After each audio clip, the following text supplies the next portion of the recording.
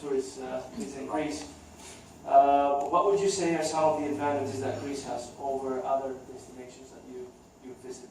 And how can we utilize that against the competition? Okay, there are two or three things here. One is Greece is a very unique destination. It has got so much resource in terms of our cultural heritage, our history, our art, our islands, and everything else that goes on, all different landscapes.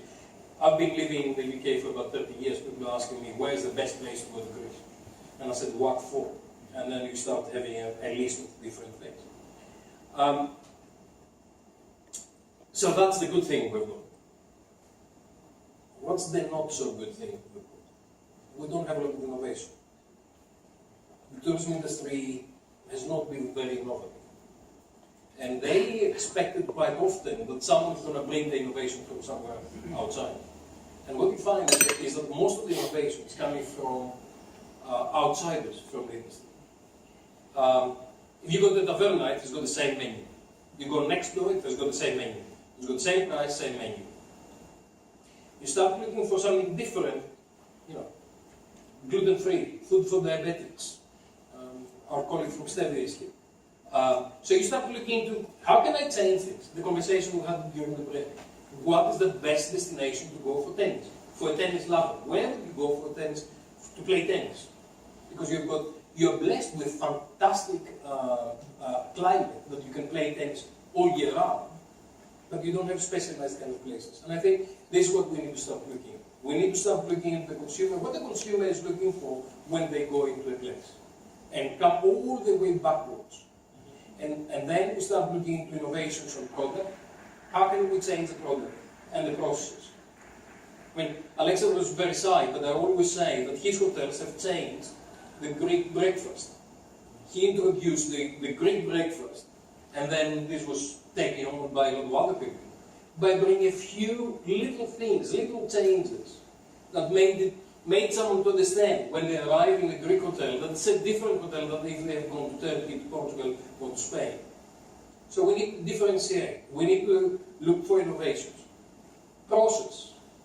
Every time I go to a hotel, they ask me exactly the same stuff. Can you register? Give me your passport, give me your credit card, give me all those things. Why would I need to do that? Check-in time, 3 o'clock, check-out time, 11. Why would I need to do that?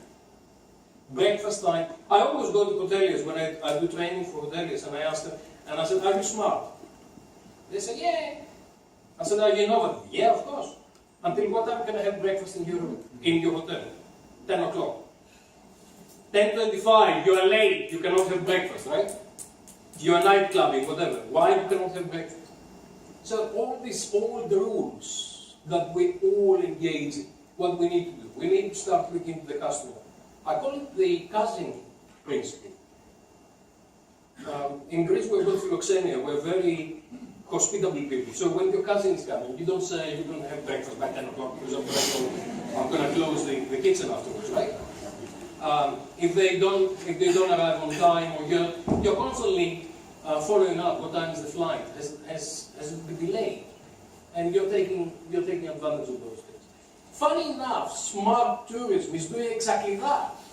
We're just bringing the ecosystem, and we're following all the different people together, and we're innovating in the process and the products that we do.